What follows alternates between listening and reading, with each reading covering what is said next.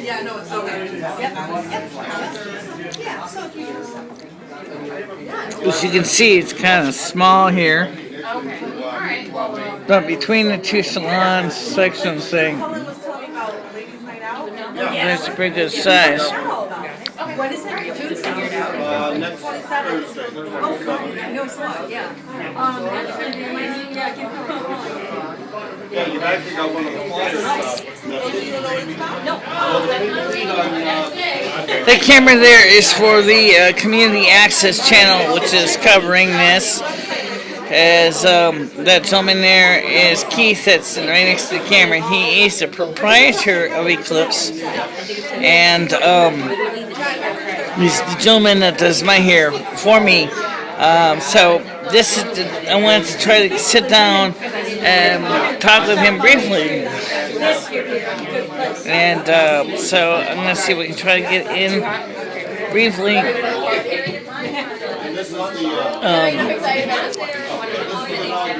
A brief, discussion with him. I don't know who the gentleman is, who he's talking to. I think that may have been the original barbershop owner that retired not too long ago, but I could be wrong on that.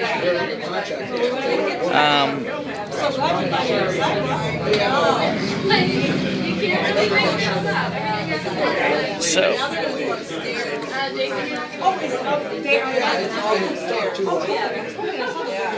Hey, Keith.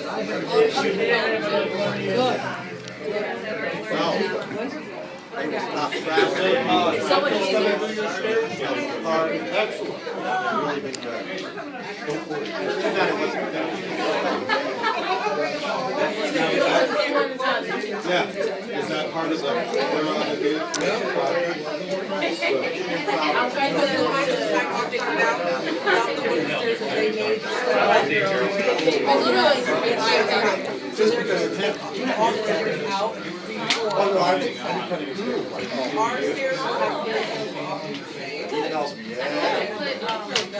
It's a lot easier to get every done. And then I kind of like he says it's very still out. He doesn't like that. They've been saying they're going to have to make fun of the past. That's about really kind of I would like to tell you, that's really good.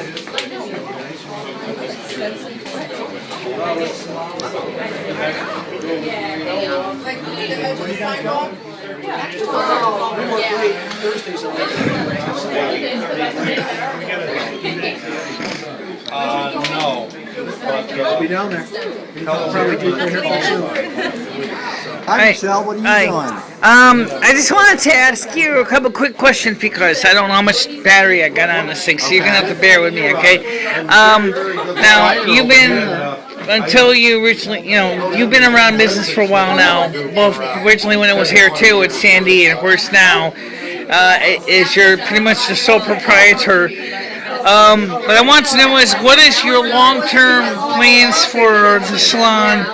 Say maybe within this a year to 5 years time. What is your plans for the future? Well, I would say we would just keep progressing with the fashions and the needs of the people. And you think that it's salons like this, the small guys, are the backbone of the community economy, or do you think it's mostly going to the big guys now, like cross-cutters and all that? I think people are looking for the little guys because they get the personal service. So you think it's the little guys that pretty much is the backbone? Yes, sir. All right, take care. Yes, ma'am. Yep. And are you surprised to see that many people are here today? Yeah. No, I'm not surprised. We have a good place. Yeah. Now, how long have you actually been cutting hair and styling it? 3 years. 3 years. And so, did you ever think you were going to have your own complete salon, pretty much under your own control? I always knew that. No, that was always a dream. Always my goal. When you were younger, do you always interested in styling hair even when you were younger, or Yes, did you have it? since I was a little kid. And then I grew my hair long and took care of it. Always made sure that it was fashionable. So in other words, this is a lifetime goal. Yes. Okay, and you know, so you obviously went through hairdressing school and you learned and took. Did you have anybody? Did your family work in hair care? Nope. So your family was not into hairstyling. Nope. You just The only one. chose to get into this on your own. Did you have any other interests when you were younger in school and stuff that you considered as another occupation, or Just to be a doctor. you wanted to be a doctor, but you probably found it was just a little bit too much, It was too expensive. too expensive, and probably too much learning. Yes, please help yourself. I mean, you still make a pretty stable income now. I mean, you got regular clientele. Yeah. At least you don't have to worry about malpractice. Yeah, and, that's true. And you got, you know, and at least if you make a mistake with hair or something, at least it grows back. Yes. So there's always that time to always do a redo. Yeah. Whereas if you're a surgeon or something and you It just won't do. make a bad choice, that might be the last choice you ever make. Allie, is there any real Coke? Real Coke? Yeah. Dollar store. She got dollar store Coke. I'm sorry, I was trying to save you money, sir. Dollar store Coke. Excuse me, 1 minute. All right. All right, Bill, keep close watch on that champagne. Yes. I have to go back to my office now. I heard you guys work late. We work late. We have other people here we could talk to as well. There's another assistant, if you will. Her name is Jessica, which also works here. I'd like to try to get a word in with her too, if I can find her. I mean, after all, we got a lot of people coming in here today. It's very busy, so I will see if I can find Jessica and see if she's around here. We'll make sure that. Yep. I'm delegating right now.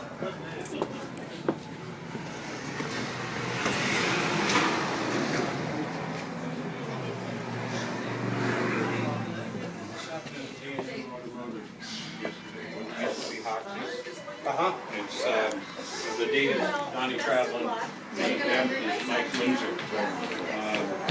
What are you drinking? Donnie's a race driver. Mike's a race driver.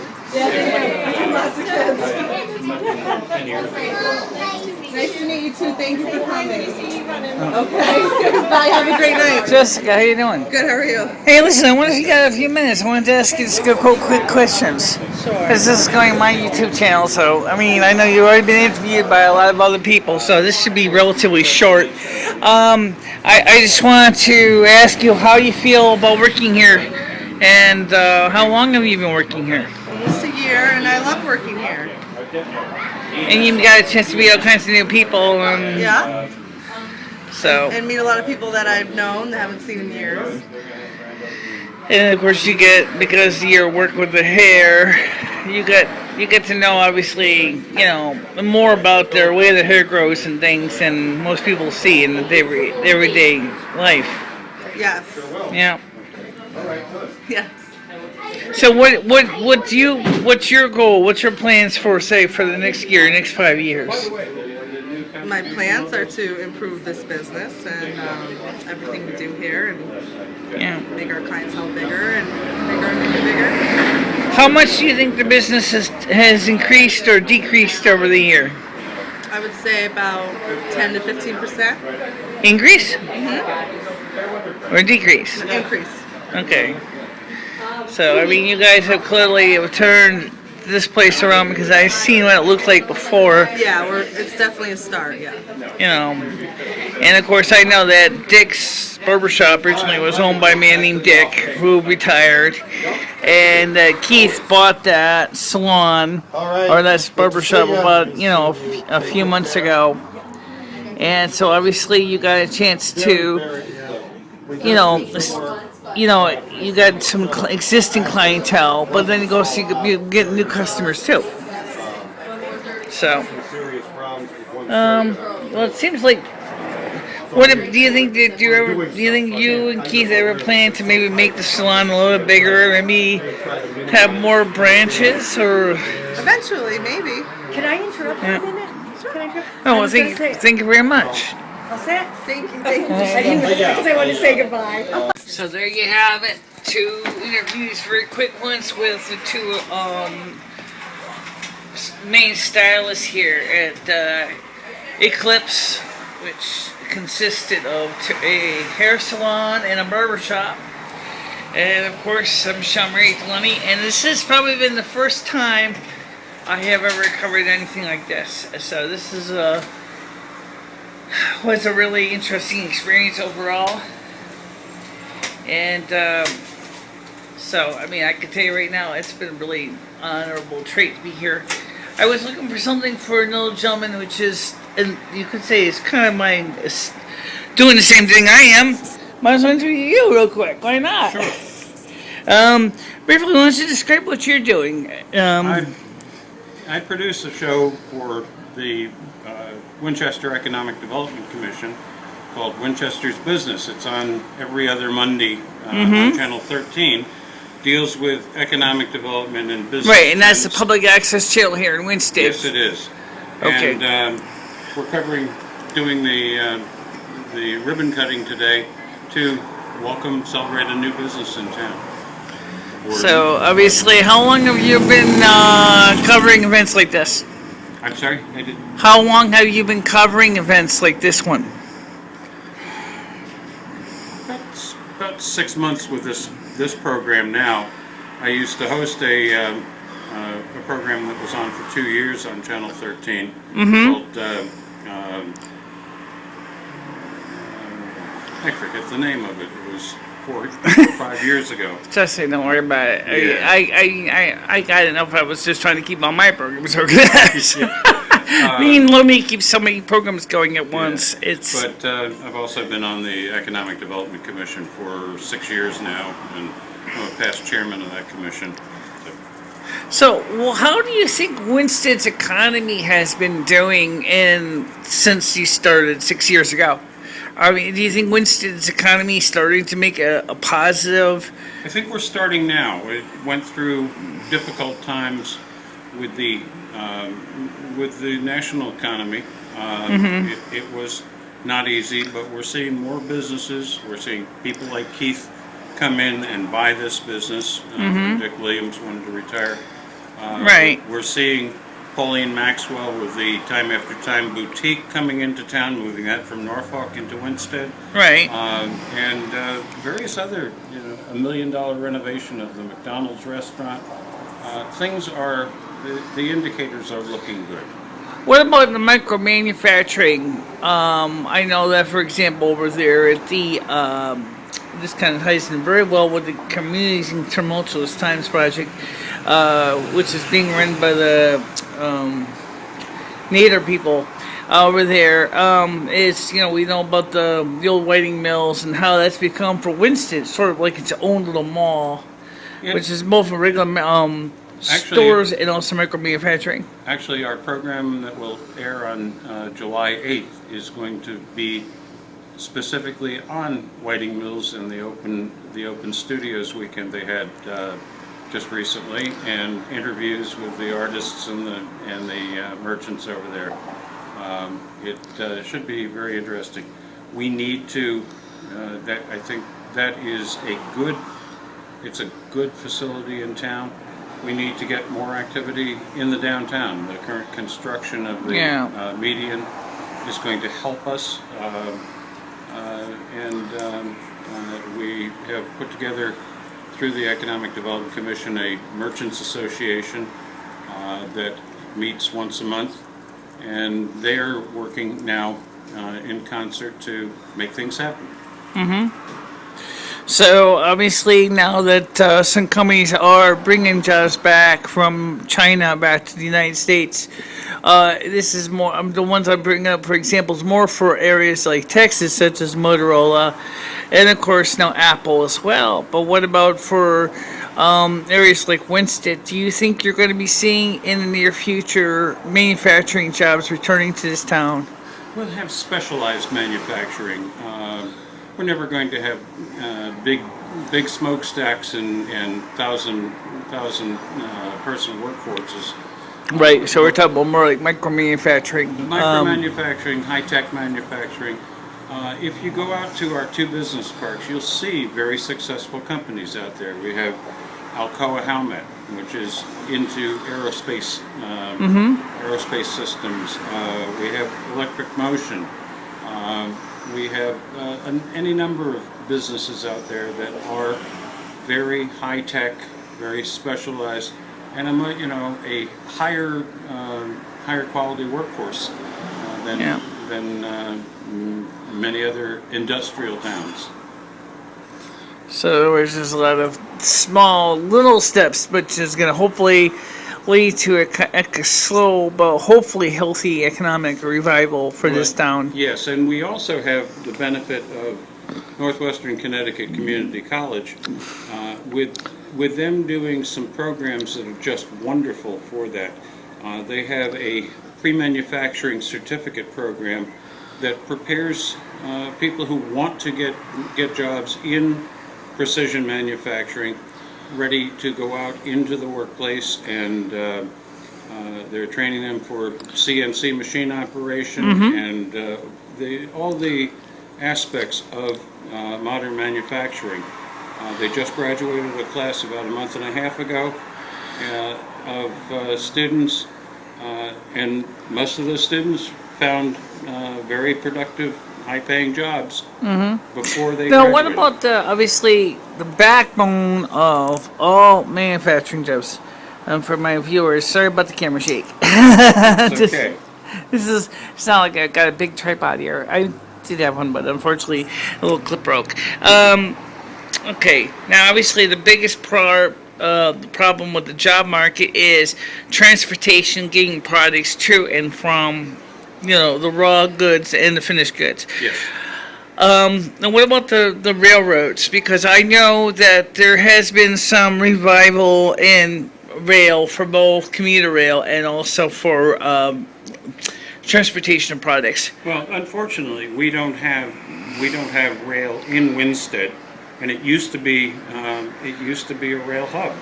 We had the Central Railroad of New England and the New Haven and Hartford Railroad, both coming into Winstead and both going on west of here. With that said, there is money available now. The state government has made available money through a grant to the Naugatuck Railroad to enhance services into Torrington. It'd be a small stretch to bring that into Winstead if rail service were needed. And as nearby as Canaan, you have the Housatonic Railroad. Yes, I know what Canaan. Yeah. So, but honestly, in your honest opinion, do you think that, say, in about 10 years' time, you might see commuter rail at least coming into Winstead? I'm not adequately prepared to answer that.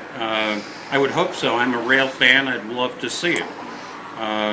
With that said, I don't know that we will have in Connecticut the job base that needs transportation for daily working. If there were commuter rail service, it would go to Waterbury and down to New Haven or Danbury or Bridgeport. And I don't know that their employment base is going to be such that people would be willing to travel the hour and a half to live here and work there. Yes, I know. Right now, transportation is the use of commuter rail. Of course, is a desire for a lot of people to help congestion and traffic on the roads. But Winstead right now is just not big enough where it's economically feasible to have it as a major commuter rail. No. But maybe more bus routes for now would be a good start.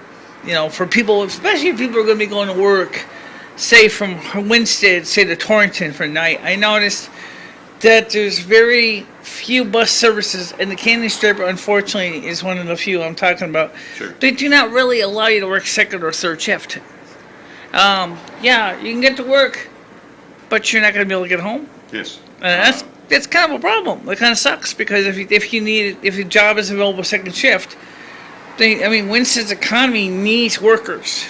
Absolutely. But if they can't get to work, they obviously are not.